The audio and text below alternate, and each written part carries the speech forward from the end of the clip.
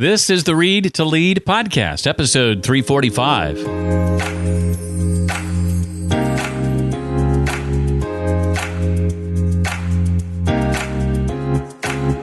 You are like the ultimate podcaster. Just your voice is just spectacular, and the way you ask questions and your demeanor and your pacing, this is beautiful. Hi, and welcome to the Read to Lead podcast. This is the podcast that's dedicated to your personal and professional growth. My name is Jeff Brown, and I'm here because I believe that if you want to achieve true success in business and in life, then intentional and consistent reading has got to be a part of your overall plan.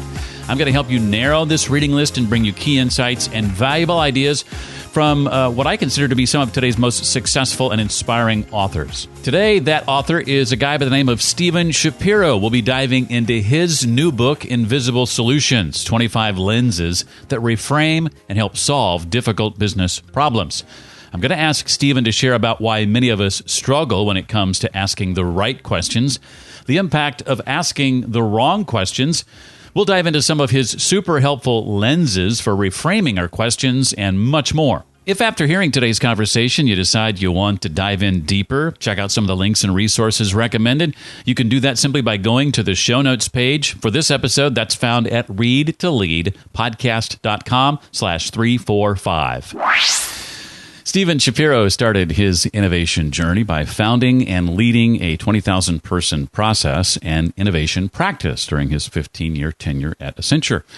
Now, since leaving, he's authored 6 books on the topic, including Best Practices Are Stupid, and has become a regular columnist for Inc.com. He's here today to help us utilize an effective and systematic approach to dealing with any problem. And it all starts, Stephen says, by asking better questions. His new book is called Invisible Solutions, 25 Lenses that Reframe and Help Solve Difficult Business Problems. I'm excited to have him on Read to Lead. Stephen, welcome officially to the show. It's wonderful to be here. Looking forward to the conversation. Well, I wasn't very far into your book before I made the decision that I was going to be buying this book for several people. I immediately thought of, including myself, many people that this book could help. And it's the kind of book, and I assume this was intentional, that it just serves as a valuable resource, something that you know upon reading it that you're going to refer back to again and again. Well, that was my intention, was to create almost like a tool rather than a book. So, and it really is built around a tool that I developed. I wanted it to be practical. That's why, like in the hard copy of the book, there's actually a centerfold that you can rip out. Yeah. And that's all I want. I want people to use it. I don't want people to read it and say, oh, that was interesting. I want people to actually apply it every single day to the work that they're doing. It's so applicable, and I think of like my mastermind group and friends of mine who run businesses that can be really helped by a book like this. So that leads me to my first question, and that is, what are some of the ways better questions lead to better solutions? Well, the biggest challenge that we have, I think, as human beings is we are so focused on answers and results and the end game that we don't step back and really make sure we're pointing in the right direction. So if I'm trying to, for example, golf. I mean, I'm a terrible golfer, but if you're golfing, the first thing you do is you line your feet up and you look where you're going. Because you need to make sure at least you have a sense of direction. But then the key is to step back and look at the ball. And that to me is the key. Is we need to get back to the basics of where are we starting with this? Because if I'm asking the wrong question, then whatever solution I develop is going to be an irrelevant solution. and I think that's unfortunately what I see a lot of individuals and companies and teams doing is they're solving problems. They get a satisfaction out of solving a problem. Oh, look at this great idea. Isn't this a great? But it didn't create value. And value to me is really the measure of success of something. And value can be measured a lot of different ways, not just financially, but it could be about, positive societal impact. And so if we don't ask the right questions, we'll never get the right answers. It's that simple. It reminds me of a fortune cookie that I had once, which said, you always have the right answers. They just sometimes answer the wrong questions. Well, why do most of us, Stephen, struggle with this? As I read your book, I realized that oftentimes it comes down to a better question is like changing a single word, and it just dramatically changes everything. So is that one of the reasons why a lot of us struggle with this? There's just so many little nuances to it, and we end up asking terrible questions when we don't recognize those things? I think that is definitely part of it. I don't think we've been trained in it. I mean, we've been trained to develop solutions. I mean, in business, we've always said, don't bring me problems, bring me solutions. The issue with that is we've got a lot of solutions to irrelevant problems. And so we've not been trained, and we don't train our employees and our teams to be able to think this way. But it's actually it goes further back than that, is we're not wired to think this way. I mean, our primary function as a human being is survival. Yes, we innovate in order to survive. Yes, we adapt in order to survive. But survival is still primarily, for most people, the name of the game. And so what happens is when we're in survival mode, think about what happened with the pandemic. So immediately what happens is everybody's like, how can I replicate what I've been doing in the past? And therefore, all they're trying to do is take a live meeting and put it online. But that's not innovation. That's a survival mentality. That's adopting. That's not even adapting. That's adopting something to be able to achieve a goal, which that doesn't really lead to good results. So we're wired for that survival, and that's why a lot of times we don't ask good questions, because asking good questions takes time, and we typically don't want to take that time. I want it done yesterday. Yes, exactly. Well, let's dig in here a little bit to some of the lenses, but what do we need to know about the lenses before jumping into each of the 5 major categories of lenses that you talk about in the book? Sure. So the whole concept of the lens is that there are solutions everywhere. No matter where you go, there's a solution to your problem. Unfortunately, it's typically hidden because we're not wearing the right glasses. You could call it that. I mean, it's like if you go to an optometrist and they have that humongous machine they put in front of your eyes and they keep on changing the lenses, and something goes from completely blurry to all of a sudden crystal clear. Well, the lenses that I've created for reframing problems basically serves the same purpose. Is it allows you to get clarity around something which might have been blurry or invisible before. And the reason why this works, and I think this is really the key, is that as human beings, because we're in survival mode by design, we want to perpetuate the past, because what we did in the past didn't kill us. Therefore, it seems safe enough to continue to do it. So we build up a lot of assumptions based on our past. What worked for us in the past, we assume is going to work in the future. So anytime we're asking questions or developing solutions, they're always past-based in nature, built upon faulty assumptions. And what the lenses do is actually help you question those assumptions by forcing you to challenge certain aspects of the problem. So in the first category of the 5, we're talking about reducing abstraction. Maybe the questions we're asking, we realize are a little too broad. What are some examples of how we can tackle that problem with better questions? As human beings, we tend to ask questions in one of 2 ways. And one of them is they're too broad because it's easy. You ask your employees, okay, how can I increase revenues? Okay, that's great. You ask 1,000 employees, you're going to get 10,000 answers. So when we ask these abstract questions, we get a lot of abstract and irrelevant solutions. So what we need to do is we need to sort of break it down into something smaller. So one of the lenses, there's 25 lenses, 5 per each of the 5 different categories. One of the lenses under reduced abstraction is called the leverage lens.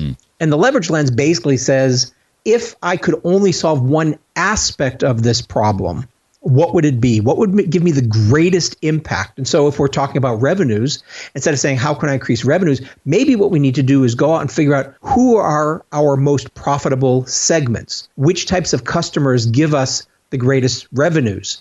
Where do we think we have a differentiation where if we focus on those individuals or groups, we'll get the greatest impact? Or we could even use the leverage lens a different way, which is, what's our greatest roadblock? Okay, I want to get to these individuals. What's getting in our way? What's the one barrier that if we could get rid of this one barrier, we would unleash a whole new range of customers? And so that's just one of the lenses under reduced abstraction. It helps us narrow in onto something more specific. Well, in some cases, oftentimes we have the opposite problem, right, Stephen? We need to increase abstraction versus the other way around. What kinds of questions would tend to prove helpful in that case? Well, it's interesting because a lot of times what we will do when we're asking questions is there are sometimes solutions masquerading as questions. So it's sort of like, okay, well, we've been programmed to get solutions, so I'm just going to ask a question which validates my solution. Or it's a question that is so narrowly defined that it limits our ability to find new solutions. So, for example, if I'm trying to solve a problem in a particular area, I'm in the hospitality industry, for example, and I'm making an assumption that I'm going to get the solution to this problem from someone else in my industry. Well, maybe it's useful to increase abstraction, and increase abstraction means broaden the question. So lens number 6, which is the analogy lens, that lens is all around asking who else has solved a similar problem, not the same problem, but a similar problem in a different area of expertise. One of the things that we know from an innovation perspective is that the biggest breakthroughs, there's so many studies that prove this, the biggest breakthroughs always come from either multidisciplinary teams or people from a different industry or area of expertise that provide a solution. And so by asking that analogy, who else has solved a similar problem, we can find some brilliant solutions. And the chapter that follows that, or the section that follows that, result number 7, focus on what you're trying to accomplish. I love the example here. You talk about a solution masquerading as a question. There's the example of the leadership development issue at a company where they brainstormed, how can we more effectively use 360-degree feedback? Well, the real question becomes, and the more helpful question becomes, how can we create powerful leaders? Right? I love that. The third category relates to, Stephen says, changing our perspective. What are some of the lenses that can help us do that?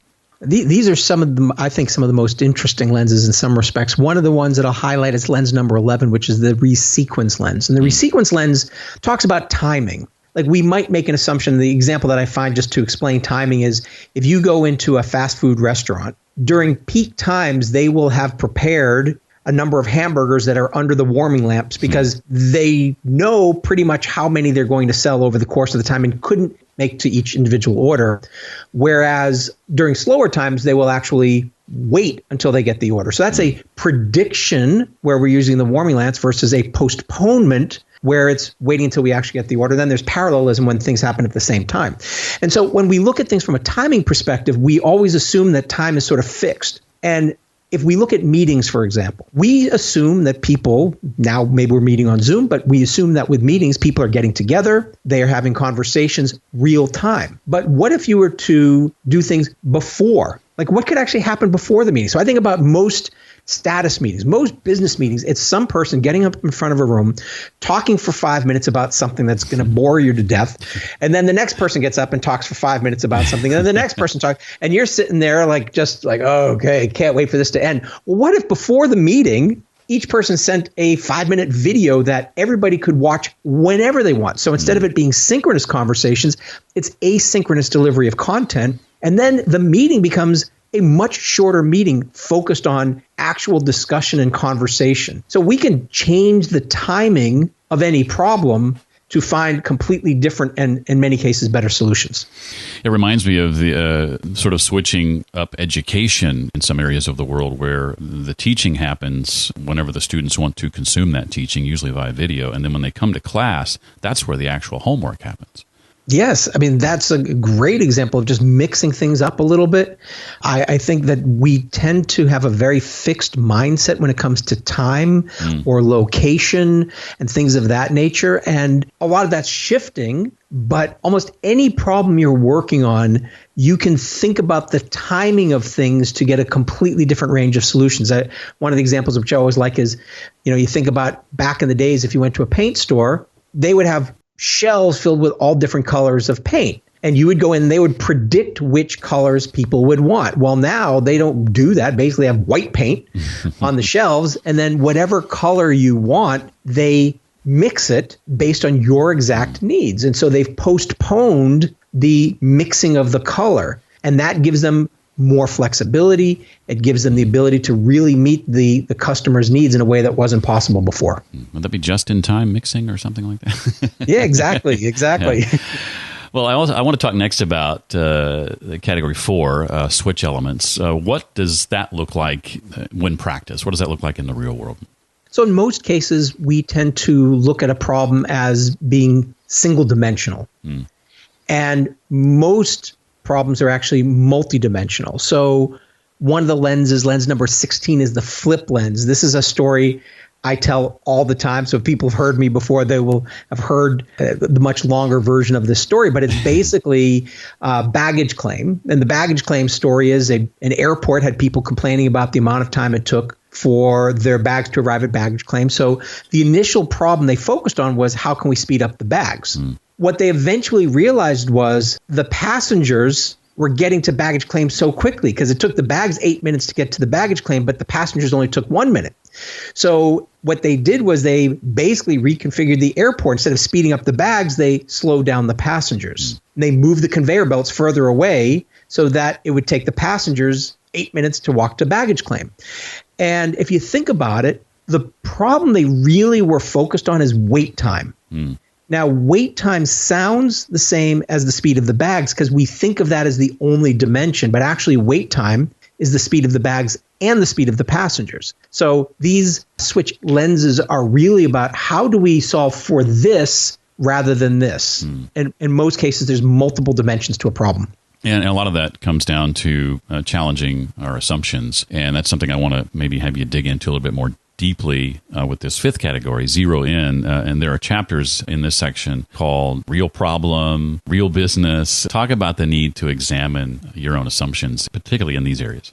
I always find that the zero-in lenses are the most important, in many cases the most overlooked, because it takes time. It's one thing to say, coming back to an example you used before, is we want to use 360-degree feedback, or maybe we want to create great leaders. But is that really the problem? Is even great leader? Maybe it's not a leadership problem. Maybe it's a recruitment problem. Maybe you're hiring the wrong people, or maybe it's a communication problem, and that people don't know how to work together. They don't know, the left hand doesn't know what the right hand's doing. So what's the real problem becomes critically important. And I think to go with that is the real business lens. And the real business lens is one which I'm always fascinated by, because it really gets at major underlying assumptions that organizations, corporations make about their business. Now, I'll give you just a simple example using my business. I would have in the past described myself as a professional speaker. Now, is speaking my business? Well, if I think about it from that perspective, then it limits my ability to do other things. But if I think of myself as an intellectual property owner who delivers my content in a variety of different ways, well, now all of a sudden that's a completely different business. The example, it's sort of well worn, but everybody knows, like Kodak. Kodak thought it was in the film business. Now Kodak developed the digital camera, yet it was the digital camera that basically put the knife in them. Because when you think you're a film business, anything that's not film isn't going to be part of your business plan, when in fact they were probably in the capturing and sharing moments business. Right. So getting that right is so critical, because without that, again, it comes back to what we were saying before, is if you solve the wrong problem, the answer you get is irrelevant. And I would say it's in many cases even worse, because if you're solving the wrong problem, you're moving further and further and further away from the right answer. So it's much worse than stagnation. Sometimes doing nothing is better than going in the wrong direction.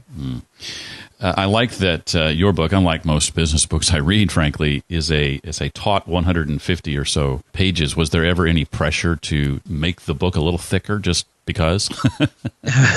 Just because. Well, I intentionally this time, so my last 4 books were traditionally published. The last 2 prior to this were with Penguin. And with this one, I decided I wanted to what's called hybrid publishing. It's a form of self-publishing. And the main reason for that is I wanted complete control over the content. I wanted to control the length of the book. And I decided the book's going to be as long as the book needs to be to get the points across. It could have been a 50-page book. It could have been a 500-page book. To me, the length was less important than it being just, it's sort of like chiseling away whatever shouldn't be there so that it's everything you want and nothing else. So I had complete control over the length, over the cover design, over the interior, that centerfold that I talked about. But also I own the intellectual property. Coming back to, the real business thing, if you think of yourself as an author, then your book is your business. But all the content that's in the book, I want to use it a lot of different ways in videos and tools and other materials. And I can't do that with a traditionally published book. So even asking that real business question, that real business lens was important for me in developing the book. Well, I think it's one of those kinds of books it feels right. It feels good in your hand. It's just right. I'm thinking Goldilocks here. It's not too long. It's not too short. It's everything you need and nothing you don't. Well done. Well, I've got a couple of questions for you, Stephen, not directly related to the book. But before I dive into those, anything else from the book you want to make sure we walk away with?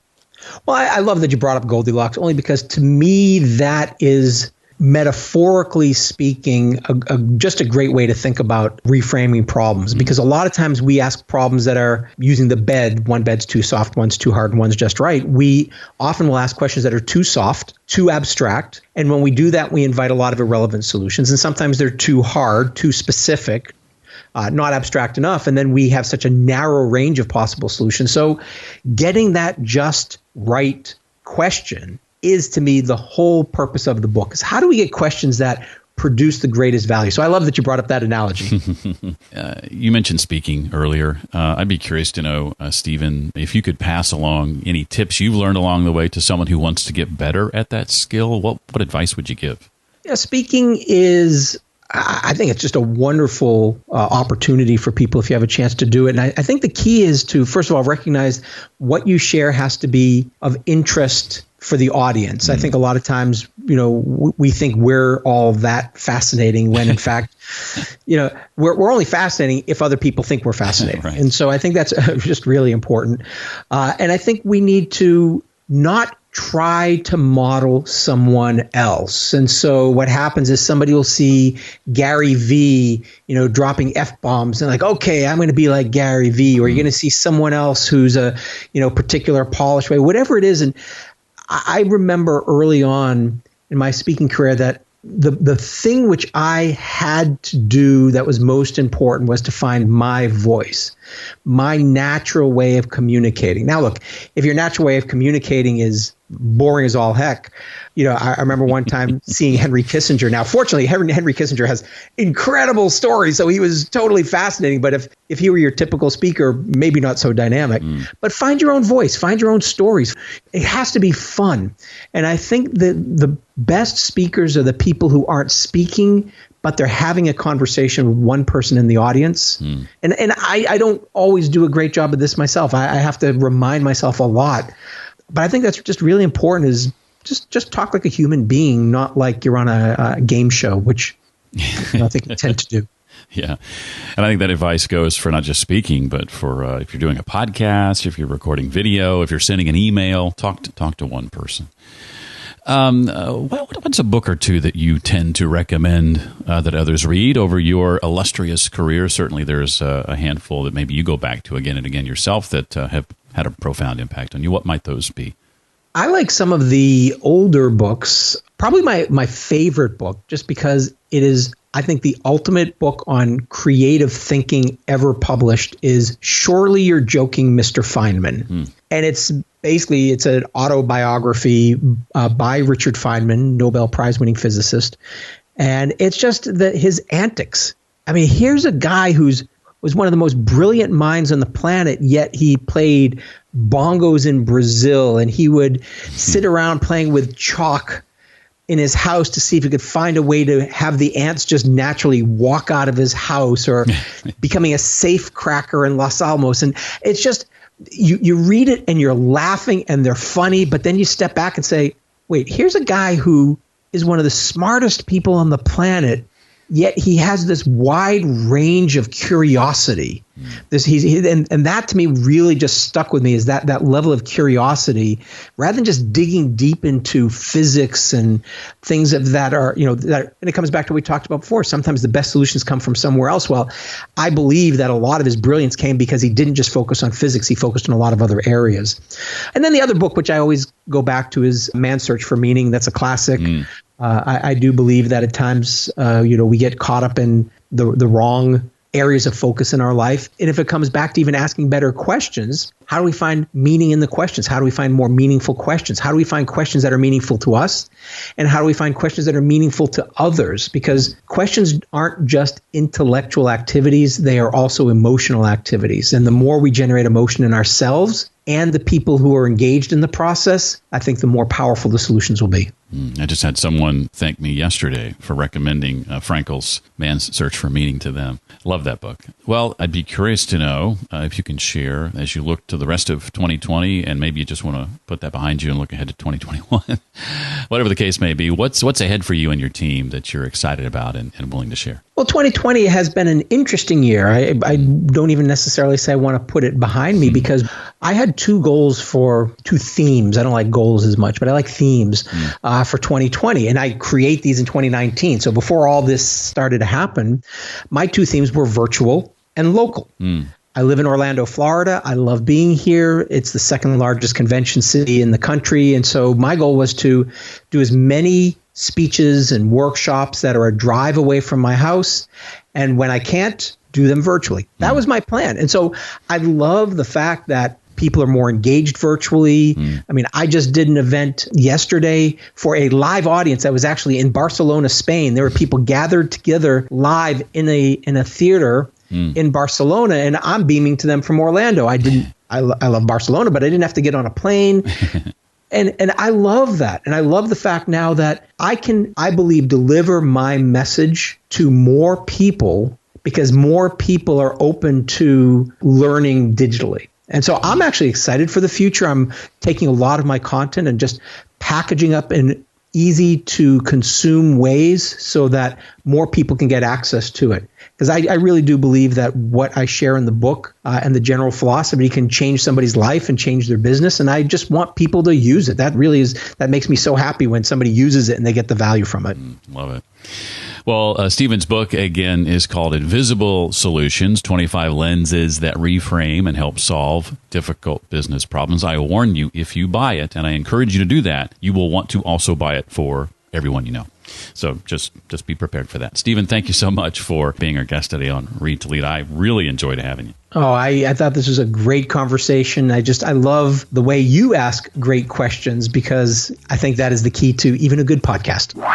Once again, to dive deeper into today's episode, connect with Stephen online, check out the links and resources we talked about. Just visit the show notes page created just for this episode found at readtoleadpodcast.com/345 for episode 345. I love getting your feedback on the podcast and specific episodes. If you have anything you'd like to let me know, you can reach out to me directly, jeff@readtoleadpodcast.com.